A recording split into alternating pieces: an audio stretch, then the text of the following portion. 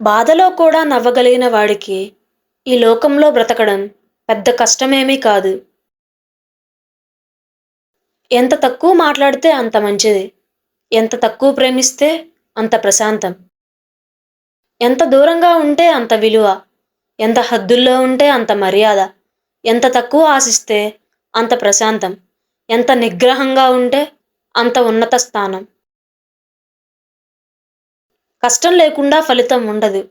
జీవితంలో విజయం కావాలంటే కష్టం తప్పనిసరి. విత్తనం నీళ్ళల్లో పడి మొలవకపోతే చెట్టు ఎలా అవుతుంది? కాబట్టి కష్టాన్ని చూసి భయపడకండి. విఫలం అనేది ఓటమి కాదు. అది విజయానికి మొదటి మెట్టు. ప్రతి ఓటమి మనకి పాఠం నేర్పుతుంది. ఆ పాఠమే తర్వాత మనల్ని విజయం వైపు నడిపిస్తుంది. కాబట్టి విఫలాన్ని ఎప్పుడూ చూసి భయపడవద్దు. నిన్ను నువ్వు నమ్ము.